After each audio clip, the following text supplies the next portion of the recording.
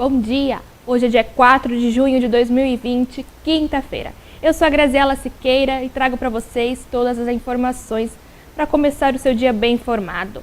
Vamos agora aos destaques dessa edição do Jornal Todo Dia.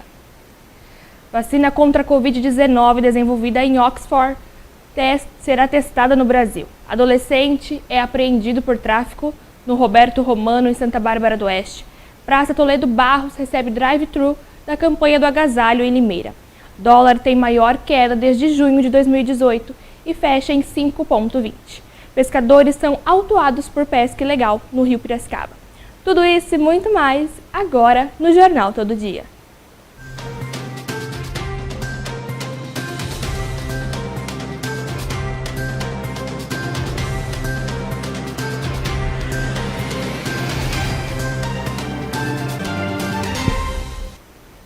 Dólar teve um dia de forte queda, ajudado pelo cenário externo mais positivo diante da retomada das economias, e certo alívio na política doméstica, com profissionais da mesa de câmbio relatando que a busca pelo presidente Jair Bolsonaro de alianças no Congresso traz otimismo sobre sua governabilidade e chance de aprovar as reformas.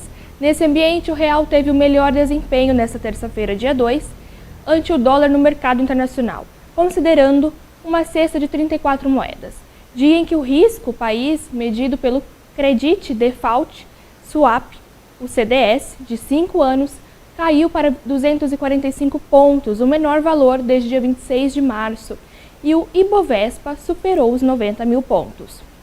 No mercado à vista, o dólar fechou com queda de 3,34%, a maior desde o dia 8 de junho de 2018.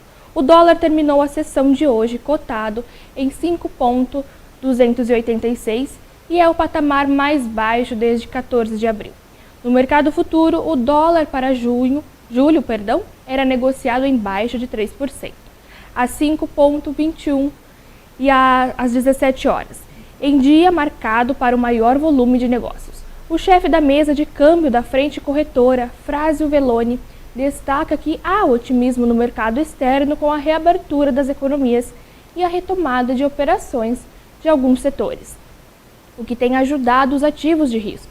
A China, por exemplo, começou a demandar mais commodities, o que é positivo para o Brasil, não só para as exportações, mas também para a entrada de mais dólares no país.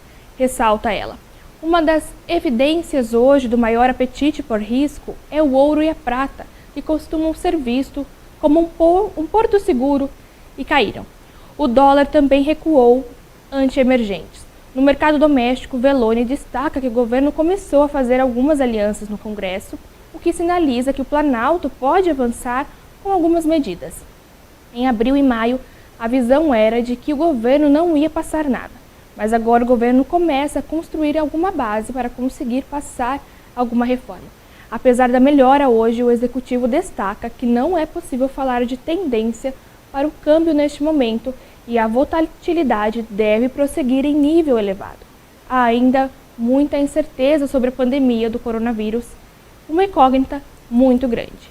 O economista-chefe do ING para a América Latina, Gustavo Rangel, observa que o real parece ter encontrado um piso após o Banco Central mostrar maior disposição para intervir no mercado.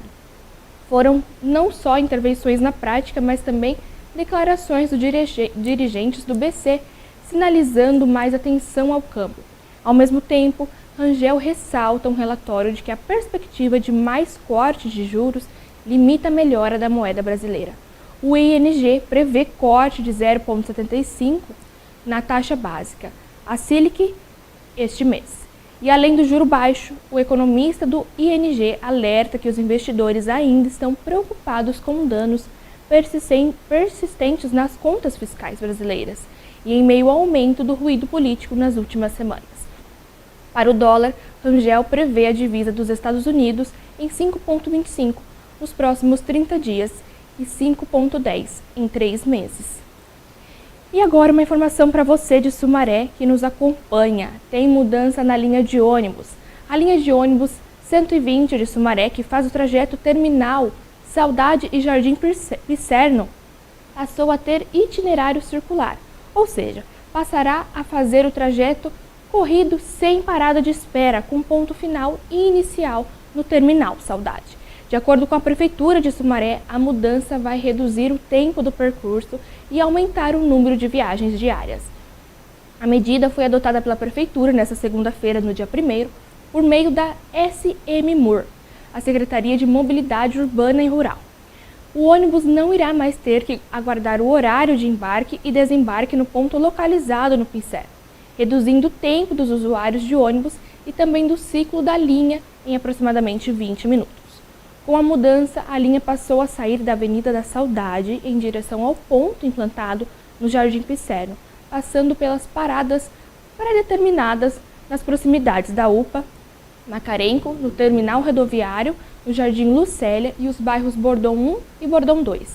Para retornar ao ponto inicial, a linha percorrerá pelo menos o trajeto, porém no sentido oposto. Mais informações podem ser obtidas pelo telefone 0800 772 7722. E agora um adolescente de 17 anos foi apreendido por tráfico de drogas na madrugada desta quarta-feira, dia 3, no conjunto habitacional Roberto Romano, em Santa Bárbara do Oeste. De acordo com o 10º Batalhão de Ações Especiais, que atendeu à ocorrência, os militares faziam patrulhamento pelo bairro por volta da 1h da manhã, quando abordaram um jovem de 17 anos. Dentro de uma pochete que ele carregava foram encontrados 13 microtubos de cocaína, 3 porções de maconha e R$ 850 em espécie. Já no apartamento onde o adolescente mora, foram localizadas mais 167 porções e 2 tijolos de maconha e uma balança de precisão. O menor foi apreendido e ficou à disposição da Justiça. No total, foram apreendidos 1,320 kg de maconha e 8 gramas de cocaína. E a RPT, a região do Polo Têxtil, inserida em uma localização tida como problemática ao extremo, por especialista, teve seu primeiro caso confirmado do novo coronavírus, no dia 20 de março, em Hortolândia. Desde então, os números vêm crescendo e até esta terça-feira, dia 2, eram 591 casos confirmados e 40 mortes, ocasionadas pelo vírus nas cidades de Americana, Hortolândia, Nova Odessa, Santa Bárbara do Oeste e Sumaré. Confira a atualização dos casos da cidade na região. Americana, atualizado em 2 de junho, 125 casos, com 8 óbitos confirmados. 94 pacientes estão curados em Americana. Hortolândia, atualizado em 2 de junho, 160 casos, com 15 óbitos confirmados, e na cidade 130 pacientes já receberam alta. Nova Odessa, atualizada também em 2 de junho, 40 casos com 2 óbitos confirmados, 13 pessoas já estão recuperadas do vírus. E Santa Bárbara do Oeste, atualizado em 2 de junho, 58 casos com 4 óbitos confirmados. A cidade tem 34 casos curados. Sumaré, atualizado em 2 de junho, 208 casos com 11 óbitos confirmados e 164 pacientes já receberam alta. As mortes de Americana. Na cidade, o primeiro óbito ocorreu no dia 27 de março e foi confirmada pela Prefeitura em 3 de abril. Trata-se de um idoso de 64 anos, morador da Vila Reider.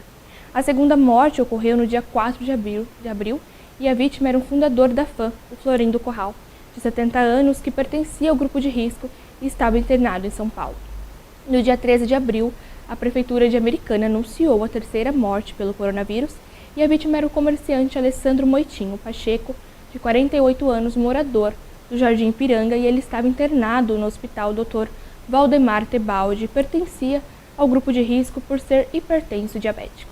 No dia 8 de maio, o governo municipal informou a 4ª morte de um homem de 60 anos que era morador do Parque da Liberdade e estava internado em São Paulo. Ele faleceu no dia 28 de abril no Hospital do Servidor Público Estadual, na capital paulista. O paciente, segundo informou a Prefeitura, estava em tratamento de câncer. A 5ª e a 6ª morte ocorreram na Casa de Repouso Flor de Lis, no bairro Santa Cruz, no último sábado, dia 23. As vítimas eram 2 moradoras do local, de 69 e 71 anos. O morador de Americana, o enfermeiro Renan Daniel do Prado, morreu neste sábado, dia 30, aos 31 anos. E foi o 7º óbito e o primeiro de um profissional da saúde no município. Ele morava no bairro São Jerônimo e há 3 anos trabalhava em Piracicaba, na UPA, na unidade de pronto atendimento de Piracicaba Mirim. E as mortes de Santa Bárbara, os primeiros óbitos em Santa Bárbara do Oeste foi confirmado no dia 17 de abril. A vítima era o representante comercial Claudinei Clemente, de 50 anos. A segunda morte foi de uma mulher de 44 anos, moradora do Cidade Nova, confirmada no dia 20 de maio. Ela estava internada na UTI, na unidade de terapia intensiva do Hospital Santa Bárbara. O terceiro caso fatal da cidade foi confirmado no dia 27. A vítima era uma idosa de 84 anos, moradora da região do Jardim Esmeralda, e que estava internada no Hospital Santa Bárbara. Já a enfermeira aposentada Maria de Lourdes Barbosa, de 67 anos, morreu no dia 30 de maio e foi a quarta morte da cidade provocada pelo novo coronavírus. Moradora do Jardim Pérola, em Santa Bárbara do Oeste, ela estava internada na UTI, na unidade de terapia intensiva do Hospital Samaritano. E vamos agora a um rápido intervalo.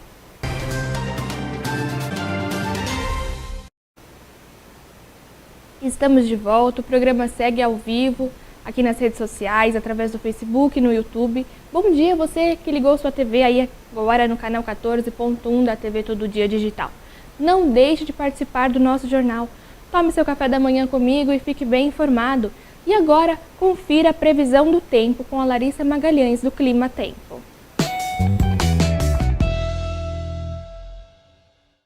A circulação dos ventos de um sistema de alta pressão atmosférica vai influenciar a região sudeste do país nesta quinta-feira. No leste paulista e litoral fluminense, deve chover em alguns momentos do dia, ter predomínio de céu nublado e poucos períodos de sol. Já na região de Presidente Prudente, nas demais áreas do sul e leste paulista e no interior fluminense, a previsão é de chuva passageira. Não chove nas demais áreas do sudeste. O sol aparece entre muitas nuvens no litoral do Espírito Santo e o sol brilha forte nas demais áreas da região. Tem risco de pancadas de chuva isoladas com moderada a forte intensidade apenas no extremo sul do estado de São Paulo. Em áreas do noroeste e oeste de Minas Gerais, a umidade relativa do ar vai chegar em níveis entre 21% e 30% nas horas mais quentes do dia. A mínima prevista no Rio de Janeiro é de 17, máxima de 26 graus, mínima de 14 e máxima de 25 graus em Belo Horizonte. Então, hoje o dia amanheceu com uma chuvinha, as pistas permanecem molhadas, todo cuidado ao sair de casa para o trabalho, ok? E agora, mesmo proibidas de abrirem as portas por conta da quarentena de combate à pandemia do novo coronavírus, algumas academias de Americana têm funcionado de forma discreta e com horário reduzido para driblar a fiscalização.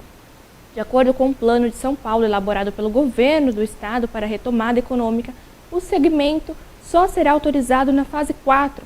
Até o momento, nenhuma região do estado chegou neste nível. Tivemos informações dos proprietários de 4 estabelecimentos que têm adotado uma série de regras para atender os alunos. Em uma academia voltada para a musculação, os treinos são individuais e de hora em hora. O portão permanece fechado por conta da fiscalização. Eu estou fazendo atendimento tipo personal individual. Acho que estou com uns 10 alunos que têm direito a 2 aulas por semana. É o que eu preciso para pagar o aluguel do salão, contou um empresário que pediu para não ser identificado. Já o dono de uma academia voltada para treinamento funcional preparou o espaço para receber até 6 pessoas ao mesmo tempo. As áreas de treino foram demarcadas no chão, são separadas por 2,5 metros de distância. O uso da máscara é obrigatório e os alunos devem realizar a higienização dos equipamentos antes e depois. As fotos foram proibidas para não comprometer a operação. Questionada, a Prefeitura de Americana reforçou que as academias estão proibidas e disse que reclamações sobre o funcionamento clandestino podem ser feitas para a vigilância. No entanto, não respondeu se algum estabelecimento foi flagrado pela fiscalização. A vigilância sanitária vem realizando as vistorias conforme são feitas denúncias, já que uma gama muito grande de estabelecimentos, informou a administração. E agora o drive-thru da campanha do agasalho aconteceu nesta quarta, dia 3, na Praça Toledo Barros, ao lado do Teatro Vitória, no estabelecimento da rua Senador Vergueiro. A população poderá doar, sem sair do carro, agasalhos, cobertores, edredons, meias, toucas e roupas de bebês em bom estado de uso. A equipe do Fundo Social de Limeira estará na praça até às 4. Além do drive-thru, As doações poderão ser feitas em um dos pontos de arrecadação da campanha. Mais informações sobre a iniciativa e a programação do drive-thru estão no site www.limeira.sp.gov.br/campanha do agasalho. A campanha segue até o dia 17 de julho e o serviço drive-thru da campanha do agasalho. E a Prefeitura de Campinas vai fazer testes rápidos em cerca de 1.700 pessoas, entre os dias 8 e 19 de junho. O anúncio foi feito pelo prefeito Jonas Donizete durante a transmissão ao vivo pelas redes sociais na tarde desta terça-feira, dia 2 de junho. A metodologia de amostragem foi feita em parceria com a Unicamp, o chamado de inquérito sorológico. O objetivo de testagem é saber onde o vírus circulou e com qual intensidade nas diversas regiões da cidade para o planejamento de ações. Foi feito um cálculo amostral para sabermos o nível de transmissão e infecção pelo coronavírus. A ideia é saber a vulnerabilidade da nossa população, ou seja, quantos já tiveram contato com o vírus. E isso é muito importante para contribuirmos o plano de enfrentamento para o futuro, disse o secretário municipal de saúde, Carmino de Souza. Para selecionar as residências que receberão o teste, foi feito um sorteio via computador e serão coletadas amostras em todas as regiões da cidade. Será um teste rápido e o resultado sairá em menos de 15 minutos. Uma gotinha de sangue será coletada da ponta do dedo das pessoas e o aparelho vai examinar a quantidade de anticorpos, se já houve contato com o coronavírus. E se der positivo, o teste será feito nos demais moradores da residência. Caso tenha sintomas, a pessoa testada será orientada em como proceder. As equipes de saúde dos 66 centros de saúde de Campinas irão até as residências para fazer o teste e estarão identificadas. As pessoas estão livres para aceitar ou não fazer o teste e não terá custo algum.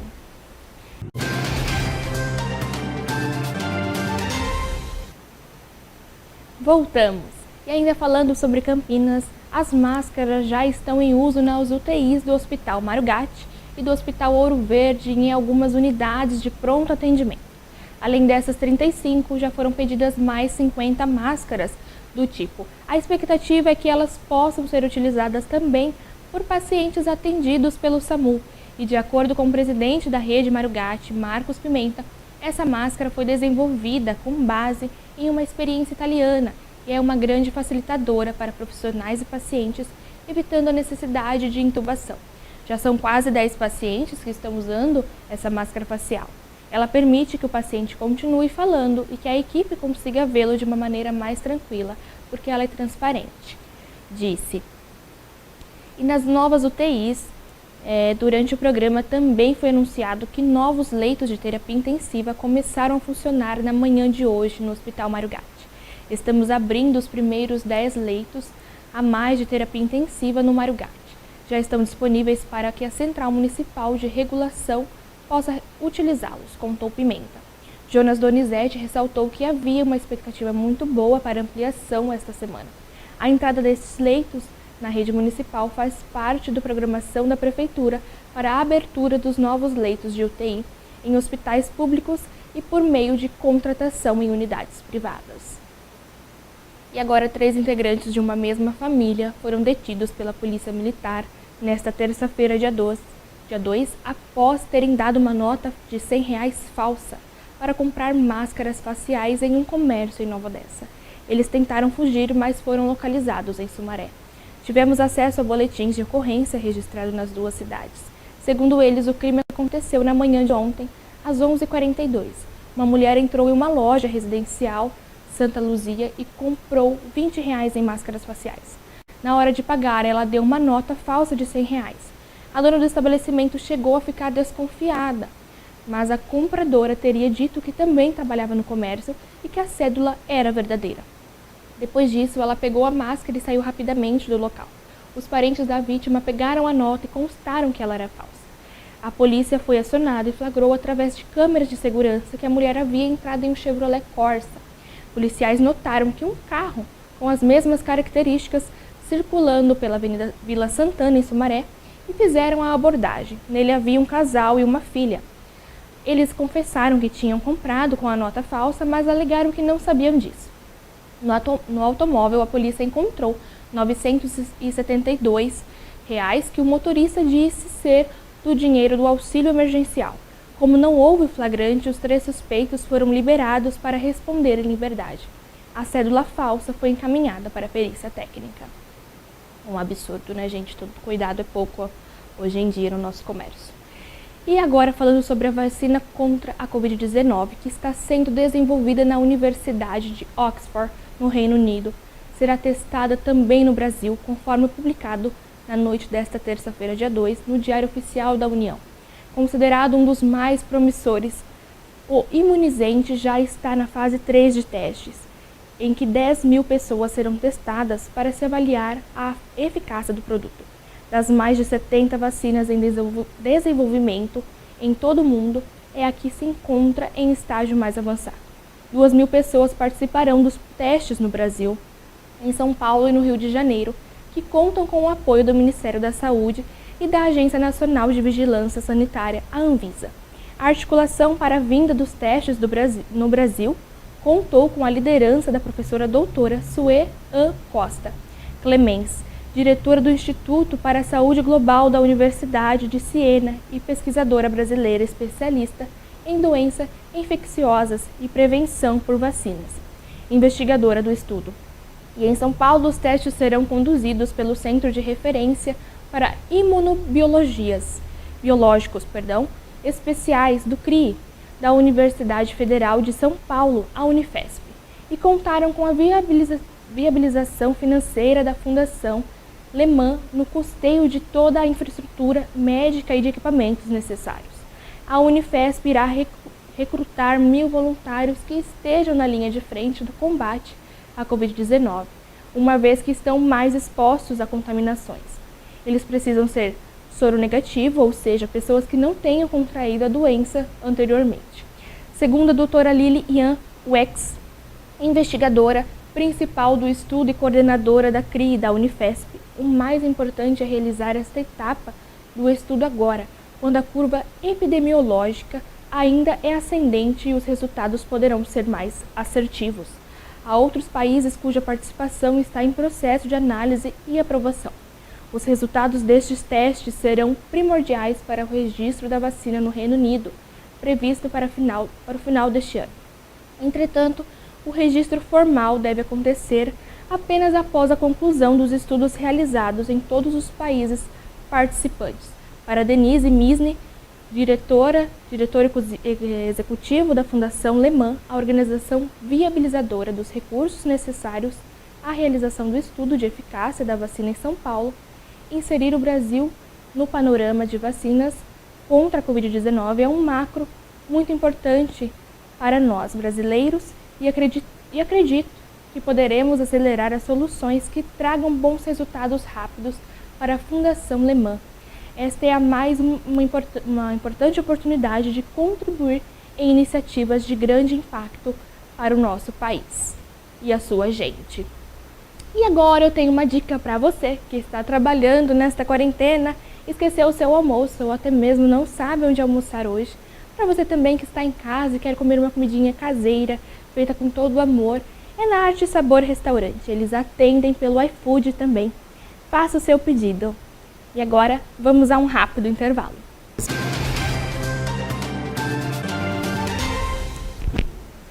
E estamos de volta com o Jornal Todo Dia. Bom dia você que ligou a sua TV aí agora no canal 14.1 digital da TV Todo Dia e nos acompanha pelas redes sociais ao vivo.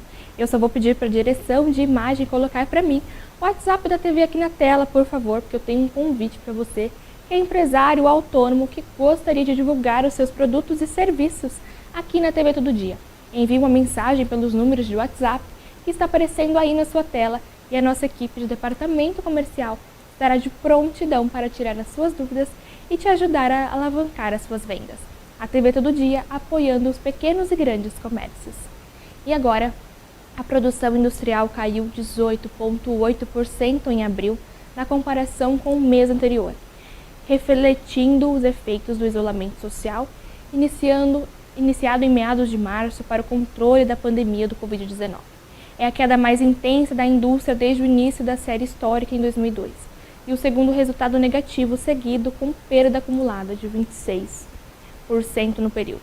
Os dados são da pesquisa industrial mensal, o PIM, divulgada ontem, dia 3, pelo IBGE, e no ano de janeiro a abril, o setor encolheu 8,2% nos últimos 12 meses, recuou 2,9%, e em relação a abril do ano passado, a queda da indústria foi maior, menos 27%. Sexto resultado negativo, seguido nessa comparação e o mais elevado desde o início da série registrado pelo Instituto. O resultado de abril decorre claramente do número maior de paralisações das várias unidades produtivas em diversos segmentos industriais por conta da pandemia. Março já tinha apresentado resultado negativo, agora em abril vemos um empalhamento com quedas de magnitudes históricas de 2 dígitos em todas as categorias econômicas em 22 das 26 atividades pesquisadas, disse o gerente da pesquisa André Macedo. Entre as atividades, o pior recuo veio dos veículos automotores, reboques e carrocerias, menos 88%, e foi pressionada pelas interrupções da produção dos automóveis, caminhões e autopeças em várias fábricas do país. Com isso, a atividade intensificou o recuo observado no mês anterior, com menos 28%, e registrou a queda mais intensa desde o início da série. Segundo Macedo, a interrupção de produção de veículos automotores impacta outros segmentos industriais que também caíram em abril. A metalurgia, com menos 28%, produtos de borracha e de material plástico, menos 25%, e máquinas e equipamentos, com menos 30%. Outros recuos relevantes vieram das atividades de coque, produtos derivados do petróleo e biocombustíveis, com menos 18%, e bebidas, com menos 37%. Industriais alimentícias e farmacêuticas têm alta em relação a março. Macedo observa que a atividade que produzem itens de consumo essenciais avançaram em abril. É o caso dos produtos alimentícios, com 3%, e produtos farmacêuticos e farmacêuticos, 6,6%, que voltaram a crescer após recuarem em março, com menos 1% e 11%. A perfumaria, sabões, por favor, volta para mim, que está subindo. Só um minutinho, vou pedir para descer a matéria. Produtos de limpeza e de higiene pessoal também subiram 1,3%, enquanto o setor extrativo ficou estável em 0%. Embora o impacto positivo dos alimentos tenham vindo, principalmente da maior produção do açúcar, observamos aumentos também na produção dos outros gêneros alimentícios necessários para as famílias, como leite em pó, massas, carne e arroz, comentou o gerente da pesquisa. E sobre as quedas históricas de todas as grandes categorias, André Macedo destaca ainda que o recuo em todas as grandes categorias econômicas marcou o menor resultado das suas séries históricas. Bens de consumo duráveis teve a queda mais acentuada de abril, com menos 79%, influenciada em grande parte pela menor fabricação de automóveis. Foi o terceiro mês seguido de queda na produção, com perda acumulada de 84% nesse período. O segmento de bens de capital, com menos 41%, também teve redução mais elevada que a média nacional, com menos 18%. Os setores produtores de bens intermediários, com menos 14%, e de bens de consumo semi e não duráveis, com menos 12%, também caíram com o primeiro, intensificando a queda de março, com menos 3%, e o segundo mantendo o resultado negativo, que vem desde novembro do ano passado, acumulando neste período a perda de 25%. E um grupo de pescadores foi autuado e detido em Americana, nesta terça-feira, dia 2, por estarem pescando no rio Piracicaba. A pesca é proibida no local neste período do ano. Segundo informações da SSP, a Secretaria de Segurança Pública do Estado, em São Paulo, policiais militares receberam uma denúncia anônima, informando que havia pessoas realizando pesca predatória no rio Piracicaba. Quando chegaram no local por volta das 10 horas, os militares flagraram diversos indivíduos praticando a pesca. Os 21 envolvidos foram encaminhados ao 1º Distrito Policial de Americana, onde prestaram depoimentos, foram autuados e liberados. Posteriormente, cada pescador deverá pagar o valor de R$ 700 em multa e as varas foram apreendidas. E agora, por determinações do prefeito Mário Botion, a Prefeitura de Limeira, por meio da Guarda Civil Municipal, a GCM, a Vigilância Sanitária e dos Departamentos de Fiscalização do Meio Ambiente, Tributário e Fiscalização de Posturas, têm intensificado a fiscalização no comércio do município, desde a última segunda-feira, dia 1º, após o decreto municipal que flexibiliza a abertura do comércio por 4 horas. O objetivo é verificar se os estabelecimentos estão cumprindo as recomendações para reduzir a contaminação pelo coronavírus durante a quarentena. Segundo o secretário de Desenvolvimento, Turismo e Inovação, Tito Almiral, durante a fiscalização desta quarta-feira, dia 3, assim como nos demais dias, são feitas orientações para que as lojas sigam as normas quanto ao distanciamento, uso de álcool em gel e a utilização de máscaras. Temos verificado um grande movimento no centro da cidade e por isso a nossa preocupação em acompanhar de perto a movimentação do comércio local, disse o secretário. E hoje pela manhã o foco esteve concentrado em lojas de rede de varejo de móveis e eletrodomésticos, lojas de departamento de roupa, estabelecimentos ligados à telefonia celular. A maioria delas alvos de denúncia no canal 156, pela grande quantidade de pessoas aglomeradas. Pelo menos 6 delas receberam notificações por escrito, agora pelo decreto e para os estabelecimentos que forem reindicentes. O próximo passo é a interdição, seguida de cassação de alvará e a multa acumulativa de R$1.000.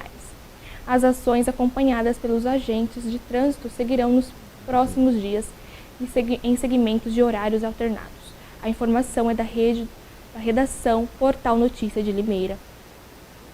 E uma mulher ficou ferida depois de um acidente na noite desta terça-feira, dia 2, na Avenida da Emancipação, próximo ao trevo da EMS. Um motorista de 33 anos que prestava serviço de transporte através de um aplicativo colidiu o veículo Focus com um poste. O condutor não se feriu. Além da jovem, outro passageiro, um homem, estava no veículo do banco da frente. O Serviço de Atendimento Móvel de Urgência, o SAMU, foi acionado e conduziu a jovem ao UPA, no Jardim Rosolém. O passageiro relatou que, enquanto conversava com a mulher no interior do veículo, sentiu a colisão e não soube mais informações. Já o motorista disse que bateu com o poste logo ao sair da curva quando o carro derrapou, bruscamente no momento que acessava a Avenida da Emancipação, sentido centro. Mais informações sobre o estado de saúde da vítima ainda não foram divulgadas. O portal de Hortolândia acompanha o caso. E agora, o traficante Anderson da Silva, de 34 anos, morreu dentro de um presídio em Sorocaba na última segunda-feira do dia 1º. Ele foi encontrado desacordado dentro da cela e um procedimento disciplinar foi instaurado. O morador do conjunto habitacional, Roberto Romano, em Santa Bárbara do Oeste, ele havia sido preso em junho do ano passado em uma operação que deteve integrantes do PCC, o primeiro comando da capital. A causa do falecimento ainda está sendo apurada, mas a SAP, a Secretaria de Administração Penitenciária, adiantou que Anderson não apresentava sintomas do novo coronavírus e não foi diagnosticado com a doença. Segundo o órgão, os presos do pavilhão pediram atendimento de saúde para ele, depois que Anderson foi encontrado desacordado. Médicos tentaram reanimá-lo em uma unidade médica, mas Anderson não resistiu. Um procedimento disciplinar foi aberto para investigar o caso. Anderson foi sepultado na última terça-feira no cemitério Parque dos Lírios, em Santa Bárbara. Sobre a prisão de Anderson foi preso em uma das maiores investigações promovidas pela Polícia Civil de Americana contra integrantes do PCC da cidade e em Santa Bárbara do Oeste. As operações Jus Uniendi identificou e processou pelo menos 15 pessoas suspeitas de integrarem a facção ou estarem ligadas a membros dela na região de crimes como homicídio e tráfico de drogas.